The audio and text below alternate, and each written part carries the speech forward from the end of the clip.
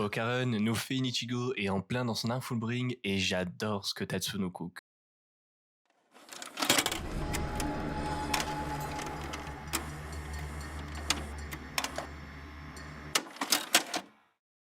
Aujourd'hui, on se retrouve pour la review du chapitre 217 de Dandadan, mais on va en profiter pour revenir un peu sur les anciens chapitres parce que j'ai pas parlé de Dandadan depuis le chapitre 211 parce que j'ai voulu me concentrer sur deux grosses vidéos. D'ailleurs, vous pouvez aller voir critique de la saison 2 et critique du film Chainsaw Man, c'est dispo sur ma chaîne, Et maintenant, on va passer à la review. On va tenter aussi de faire différemment des reviews, histoire que pour voir moi si je peux gagner du temps en montage et peut-être pouvoir faire des reviews toutes les semaines.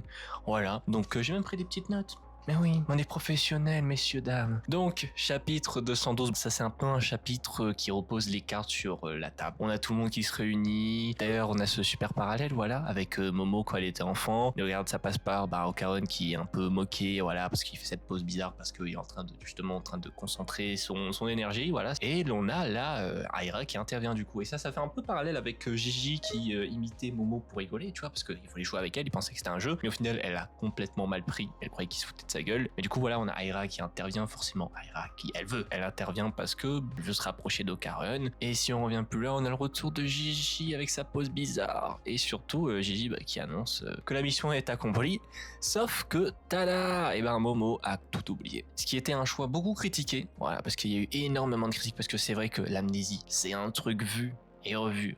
C'est pas un trop tout nouveau, donc c'est sûr que ça peut faire peur. Tu vois, tu peux te dire, ok, l'auteur il veut juste retarder la chose, retour en arrière, on a vécu tout ça pour rien. Sauf que ce qui est très intéressant, c'est la fin de ce chapitre. Dans les retrouvailles, il y a des disputes et tout, mais ce qui est surtout très intéressant, oui, parce que forcément, il y a des disputes, des rivalités qui reviennent, parce que Momo, elle redevient agressive avec Aira, parce qu'ils se connaissent pas, tu vois, leur relation, elle est un peu mieux, mais maintenant, c'est bon, voilà. Et donc là, on a ce moment où Okaron est un peu seul avec lui-même, et ce qui est très cool, c'est cette page. Parce que tu vois, cette page montre bien que Tatsui sait très bien ce qu'il fait. Que cette amnésie, c'est pas juste un retour en arrière, mais c'est vraiment un moyen d'avoir pour Okaron son arc à lui, où il va développer lui-même son côté sentimental, développer le personnage en lui-même, tu vois, un personnage qui va aller de l'avant, un personnage qui va aussi porter ses couilles, et c'est parfait pour Dandadan. Et du coup, c'est clairement ça, et cette page, pour moi, montre vraiment que Tatsu sait ce qu'il fait, tu vois, que c'est pas juste une amnésie pour retour en arrière. Non, il y a vraiment un plan, et c'est très très cool en tout cas.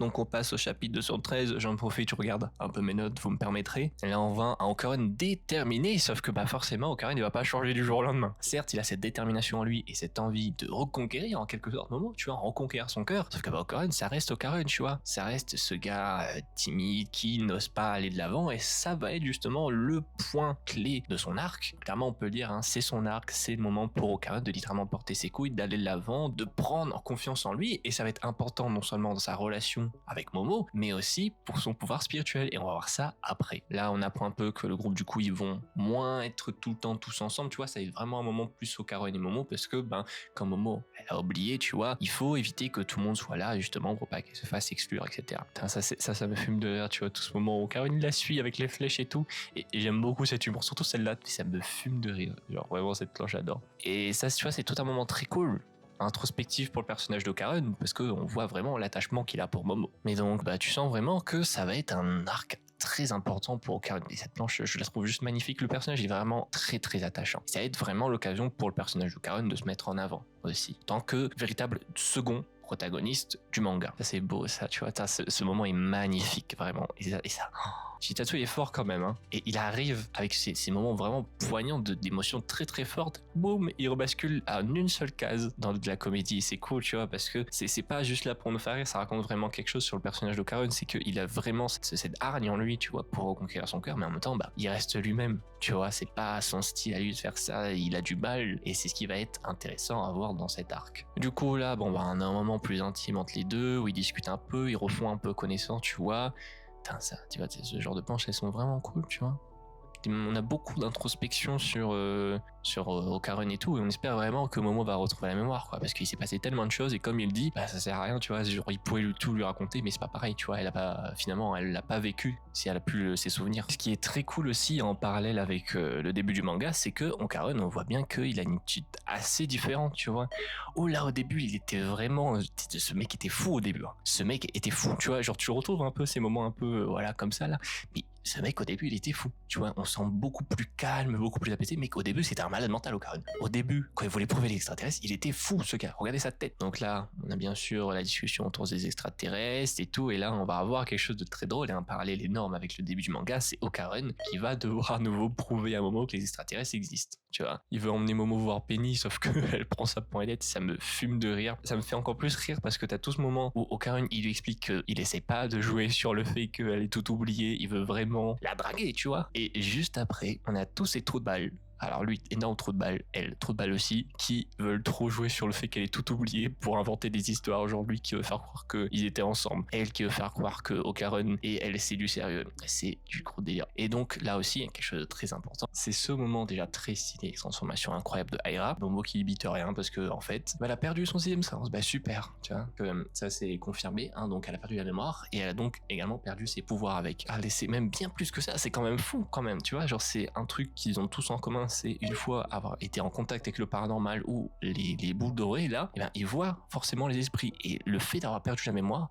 du coup, ça fait que Momo, elle les voit plus. Tu vois, c'est quand même quelque chose d'intéressant. Tu vois, c'est quelque chose qui a jamais été abordé dans les sortes de règles un peu de l'univers d'Dandadan. Quelque chose de bien aussi qu'a fait l'auteur, hein, voilà, en écrivant du coup toute cette narration autour de l'amnésie. C'est pas juste Momo a tout oublié. C'est que du coup, Momo capte qu'il y a un truc qui va pas et Momo se sent exclu du coup par rapport à ça, et je trouve ça très très intelligent, tu vois. Et d'ailleurs cette planche est très très belle, je trouve, les deux enchaînements là, pour montrer vraiment qu'il y a quelque chose derrière cette amnésie, tu vois. Il a vraiment un but en travaillant ça, tu vois. Et bien sûr, bon, on a cet immense fils de pute là, voilà, et Goat, mais fils de pute quand même. Voilà, il est très stylé, mais c'est un fils de pute parce que ça se voit clairement qu'il veut profiter de l'amnésie de Momo pour rallier leur team, l'équipe de Takakura, comme il dit, à son plan à lui. Voilà, et ce mec est fourbe, mais jusqu'au bout. Donc clairement, comme on le voit là, hein, Saint-Germain est au courant que Momo a perdu la mémoire, donc il essaie un peu de discuter avec lui. Et d'ailleurs, truc très important, vu que la mémoire de Momo a été effacée, elle est de retour au chapitre 1 d'Andadan. Alors que c'est au chapitre, je sais plus combien, que Sanrome arrive, il utilise du coup un des pouvoirs qu'il possède pour faire croire à tout le monde qu'il est là depuis longtemps. Sauf que vu que Momo elle a tous oublié, elle passe à côté des effets de ce pouvoir, et donc de son point de vue c'est qu'est-ce qui branle quoi. Mais en même temps Saint-Germain lui tente de l'aider. De son point de vue il tente de l'aider, il lui donne ce truc. Au cas où s'il lui arrive quelque chose, en même temps elle va pas refuser, tu vois. Le poteau, première interaction, il propose de l'aide, tu vois, c'est un peu suspect, mais en même temps si ça peut l'aider.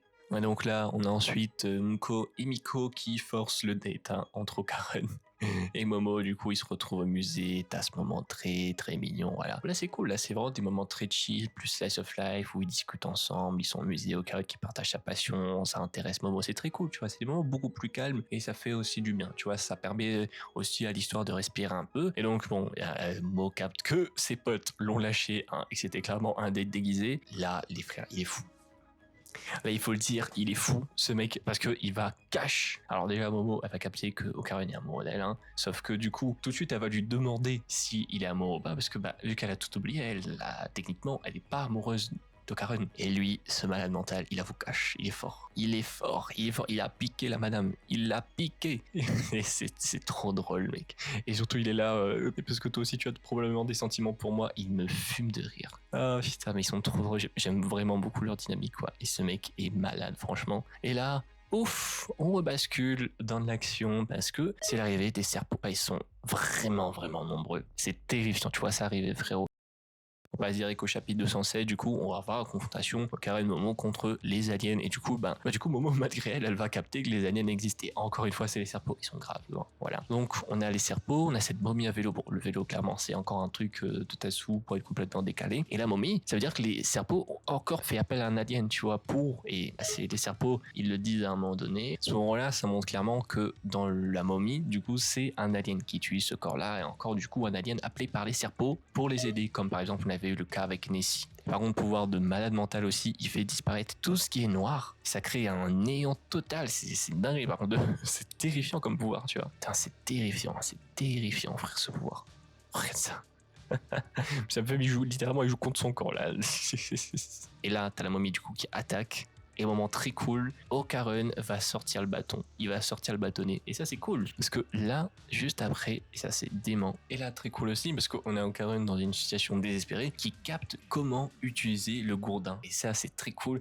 Et du coup, c'est clairement en lien avec le ki et les pouvoirs spirituels qu'il va développer. Et j'adore ça. Et c'est pour ça que je disais que Okarun nous fait une Fullbring, voilà. Clairement, il va développer des nouveaux pouvoirs en parallèle, des pouvoirs qu'il a pu avoir avec mes turbos. Et ça, c'est très cool pour le personnage. Et c'est ce que j'évoquais au début quand je disais qu'Okarun va falloir qu'il aille de l'avant, qu'il prenne plus en assurance, que ce soit sentimentalement, mais aussi du côté des pouvoirs. Voilà, il va falloir vraiment qu'il développe son côté spirituel et surtout qu'il se donne à fond pour pouvoir utiliser le gourdin. Et là, t'as cette planche. Oh là là. Et là, ça... Déjà, la planche elle est très stylée celle-là. Il faut visualiser un rayon laser. Ça, c'est clairement rêve à Star Wars déjà, voilà. Mais c'est très cool. Putain, j'aime trop comment fonctionne ce pouvoir-là, tu vois. Et donc, littéralement, il invoque du coup le gourdin. Littéralement, c'est comme s'il crée le gourdin avec son esprit. C'est une dinguerie ce pouvoir-là. Je kiffe de fou.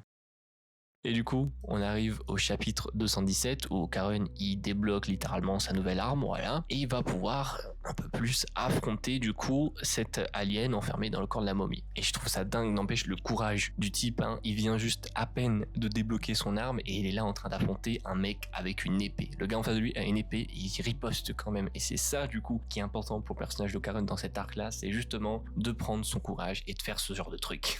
Et d'ailleurs, truc que je viens de me rendre compte aussi, Saint-Germain utilise du coup un sabre. C'est littéralement un des seuls personnages qui utilise un sabre dans le manga. Et là, t'as Okarun, du coup, qui débloque sa nouvelle arme contre un mec qui utilise aussi un sabre. Là, c'est littéralement les 3 seuls personnages qui utilisent des armes, littéralement de mêlée, tu vois. Genre, du coup, t'as ces deux-là qui ont des sabres et t'as maintenant Okarun qui a du coup le gourdin. Et si ça se trouve, est-ce que Tatsumi est passé en place pour avoir un affrontement entre Okarun et Saint-Germain, du coup, d'épée à gourdin? Tu vois, n'empêche, je viens de capter ça en relisant ça et c'est peut-être une piste hyper intéressante à voir en tout cas ce que Okarun doit faire de cette arme. Et là du coup bon forcément ils sont un peu dans une situation délicate. T'as les serpos d'ailleurs qui détectent le sifflet, ça veut dire que ce sifflet soit c'est une création alien ou soit c'est une création occulte mais qui est connue du coup des serpos. Et donc là t'as ça qui apparaît, mais je te jure j'étais mort sa mère, je me suis dit mais Saint-Germain c'est vraiment un fils de pute parce que il les utilise comme il veut, genre elle tu vois, genre clairement elle a pas envie d'être là, elle aimerait les tuer et pourtant parce que elle a conclu un marché avec Saint-Germain, elle est obligée de les sauver. Du coup, clairement, on apprend qui a marché, qui a été conclu entre la Xenoker et Saint-Germain. Voilà, elle voulait une armure plus puissante.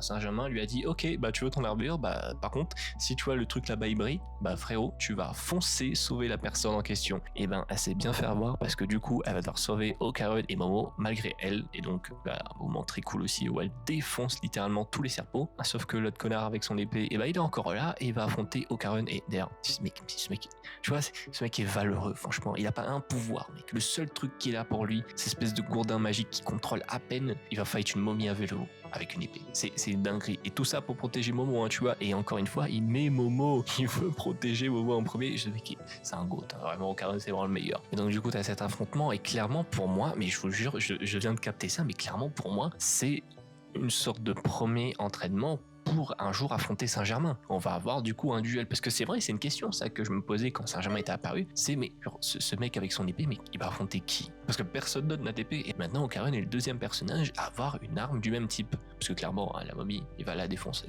Voilà. D'ailleurs, on sait le moment aussi qui montre vraiment que Okarun, il a bien évolué grâce à son entraînement, voilà, il a paf, incroyable. Alors, est-ce que c'est un effet, du coup, vu que c'est un effet de vitesse, ou est-ce que l'épée, elle a vraiment pris une espèce de forme de sabre? Ça, c'est à voir plus tard, voilà, j'ai un doute, tu vois, parce que vu la forme, je me dis quand même, elle a l'air tranchante, tu vois, son gourdin, du coup, contrairement à ce qu'on a vu juste avant, mais est-ce que c'est un effet de style, ou est-ce que vraiment son arme est devenue tranchante?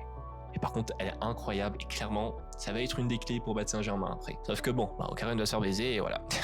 C'est-à-dire qu'on a eu des moments de dingue et voilà, Okarun se fait baiser, voilà. Bon fin de... voilà. Le pouvoir, il a duré 2 chapitres. Merci pour tout, Okarun.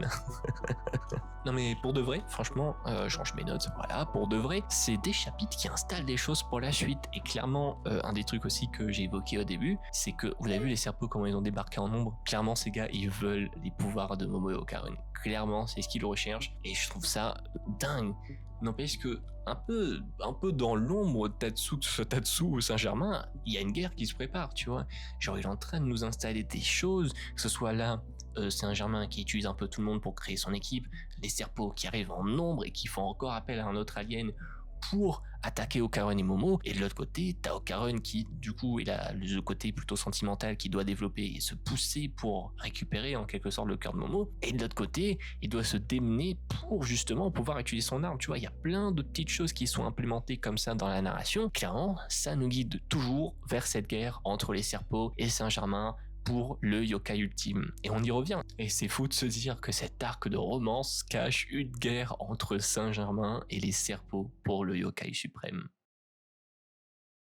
Voilà, merci à vous d'avoir regardé cette review de pas mal de chapitres quand même, voilà, mais c'était important je pense pour capter un peu la direction que prend le manga avec ce nouvel arc. Merci à vous d'avoir regardé, j'ai testé voilà un format un peu différent, histoire de peut-être pouvoir aller plus vite dans le montage et pouvoir vous proposer du coup des reviews toutes les semaines.